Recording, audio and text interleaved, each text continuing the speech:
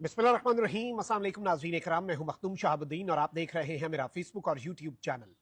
उम्मीद करता हूं आप सब लोग बखैर वाफियत होंगे और जहां भी होंगे अपने अहले खाना समेत खुश भी होंगे और महफूज भी। नाज़रीन इकराम, आज 5 फरवरी 2025 अहम तरीन दिन है।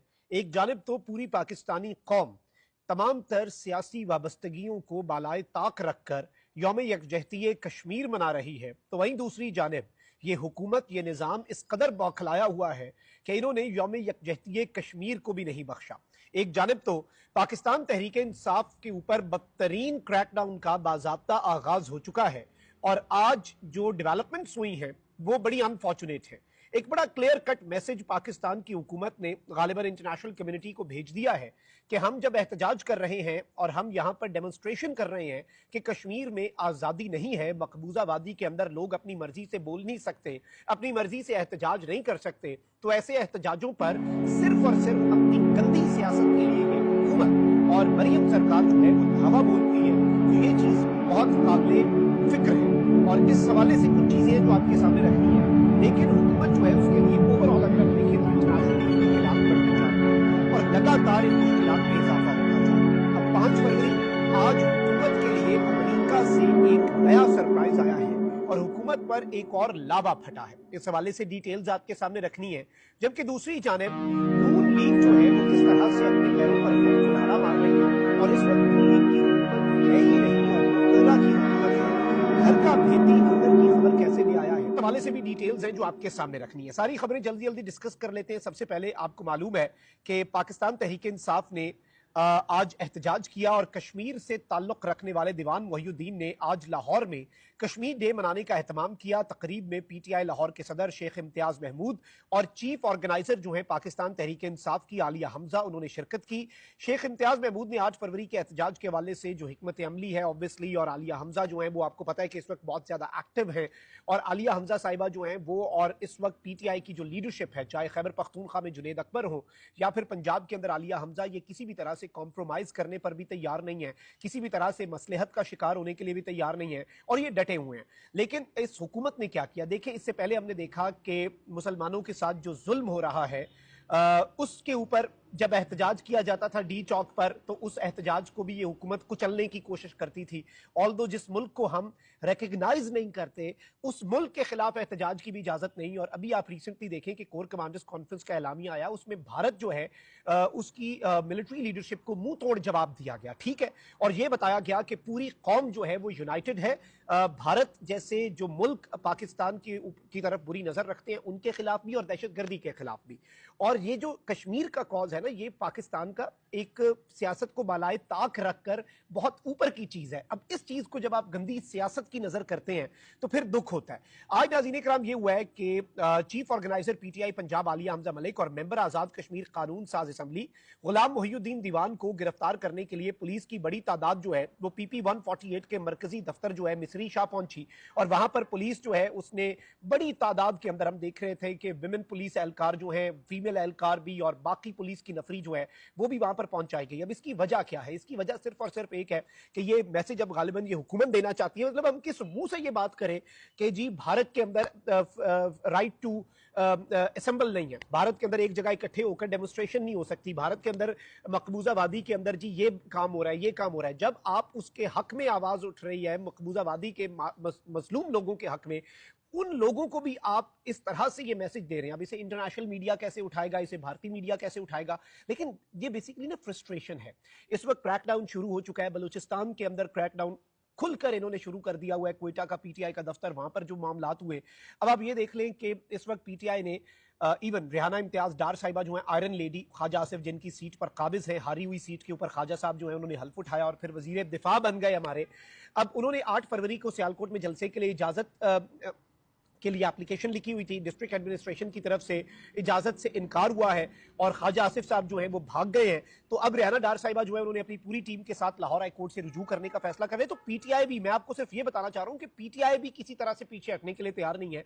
ऑल्दो ये तमाम तर चीजें क्रैकडाउन, और आप ये भी देख लें कि एक और डेवलपमेंट ये हुई है कि तहरीक इंसाफ ने 8 फरवरी को मीनारे पाकिस्तान पर जो जलसे का प्रोग्राम बनाया है, आलिया हमजा साहिबा की मुमकिन गिरफ्तारी से बचने के लिए हाई कोर्ट से रुजू का मामला, आलिया हमजा की फौरी हिफाजती जमानत करवाने की ख्वाहिश आज पूरी नहीं हो सकी और रजिस्ट्रार ऑफिस ने आलिया हमजा की दरखास्त काबिल समात होने पर एतराज आयद कर दिया। जस्टिस फारूक हैदर आलिया हमजा की दरखास्त पर कल बतौर एतराज केस समात करेंगे और ये नाज़रीन इकराम आप देखें कि एतराजात किए जा रहे हैं हिफाजती जमानतों के केसेस के ऊपर और ये सब कुछ।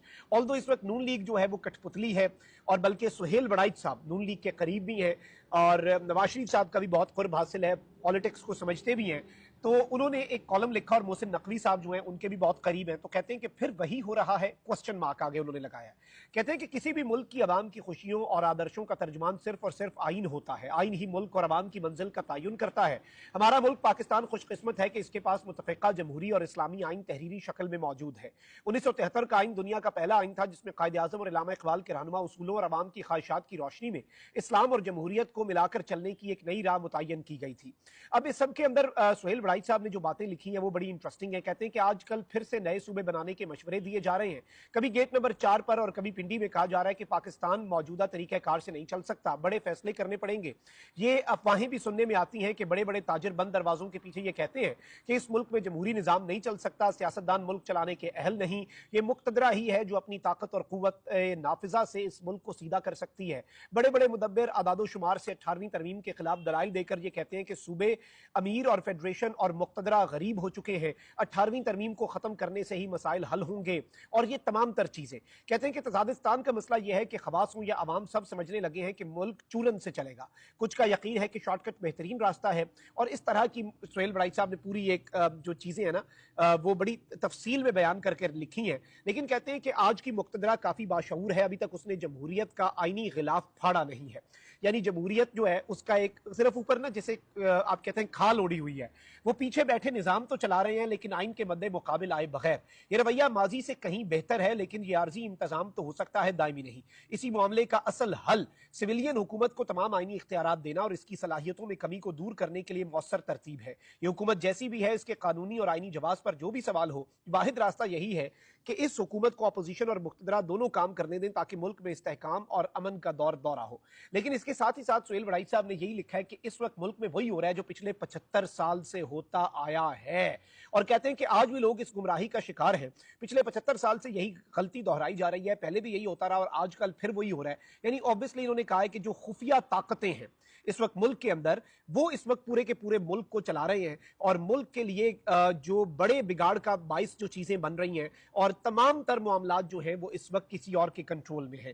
तो सुहेल वड़ाइच साहब ने तो इसका हल ये बताया कि अपोजिशन और मुक्तदरा जो है वो इस हुकूमत को स्पेस दें, लेकिन असल में आई थिंक कि ये एक चार्ज शीट भी है इस हुकूमत के ऊपर और इस हुकूमत की क्रेडिबिलिटी के ऊपर भी और इस हुकूमत के तमाम तर उमूर के ऊपर भी। ये चीज़ आप याद रखिएगा कि ये हुकूमत दरअसल ये हुकूमत नहीं चला रही और इस हुकूमत को कोई और चला रहा है और उसी तरीके से चला रहा है जिस तरह से वो हमेशा चलाते आए हैं।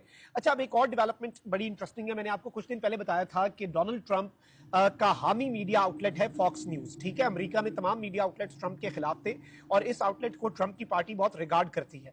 फॉक्स न्यूज ने इमरान खान साहब और डोनाल्ड ट्रंप के दरमियान मुमासलत पर एक आर्टिकल लिखा परसों और मैंने कहा था कि ये ट्रंप एडमिनिस्ट्रेशन तक जाएगा।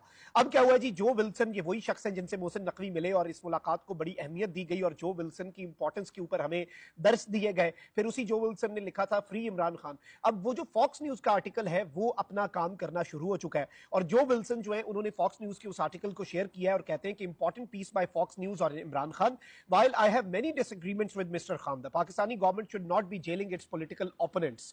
Free इमरान खान। कहते हैं कि मुझे इमरान खान से कुछ इख्तलाफात जरूर होंगे लेकिन किसी भी तरह से पाकिस्तान की हुकूमत को अपने सियासी मुखालिफिन को जेल में नहीं डालना चाहिए और ये पीस जो फॉक्स न्यूज ने लिखा है ट्रंप और इमरान खान के दरमियान मुमासलत पर, ये बहुत इंपॉर्टेंट है। इमरान खान को फौरी तौर पर रिहा किया जाए। आवाजें उठना शुरू हो चुकी हैं और अब ट्रंप की जो पार्टी है उसके अंदर भी बातचीत जो है, बाज़गश्त जो है वो शुरू हो चुकी है इमरान खान की रिहाई के लिए और फॉक्स न्यूज का आर्टिकल अपना काम शुरू कर चुका है। अपना बहुत ख्याल रखिए। अल्लाह निगहबान। पाकिस्तान जिंदाबाद।